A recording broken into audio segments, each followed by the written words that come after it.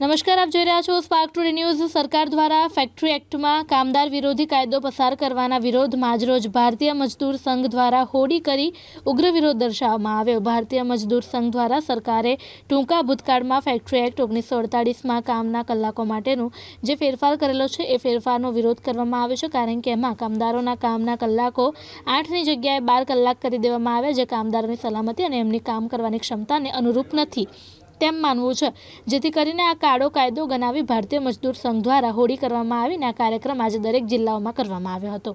એ ભારતીય મજદૂર સંઘ દ્વારા જે સરકારે હમણાં ટૂંકા ભૂતકાળમાં ફેક્ટરી એક્ટ 1948માં કામના કલાકો માટેનો જે ફેરફાર કરેલો છે એ ફેરફારનો અમે ભારતીય મજદૂર સંઘ તરીકે સ્પષ્ટ વિરોધ કરીએ છીએ, કારણ કે એમાં કામદારોના કામના કલાકો 8ના 12 કરી દીધા છે, જે કામદારોની સલામતી અને એમની કામ કરવાની ક્ષમતાને અનુરૂપ નથી એવું અમારું સ્પષ્ટ માનવું છે।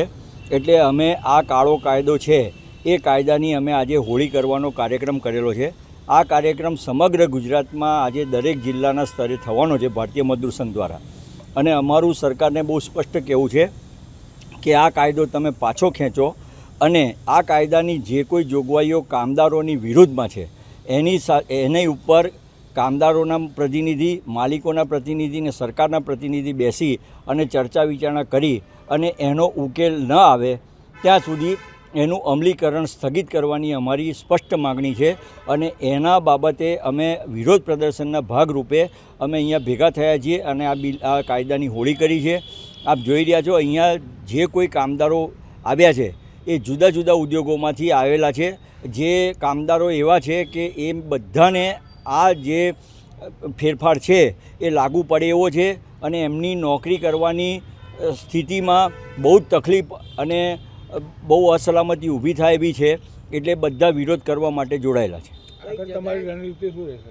આગળ અમારી રણનીતિ તૈયાર છે। આજે અમારે આ કાર્યક્રમ છે, એના પછી અમે 22થી 27 તારીખ સુધી ગુજરાતના તમામ ધારાસભ્યો અને જે સંસદ સભ્યો છે એમને અમે આવેદનપત્ર આપવાના છીએ કે તમે સરકારને કહો કે આ કાયદો એ લોકો પાછો ખેંચે અને એનું અમલીકરણ સ્થગિત કરે।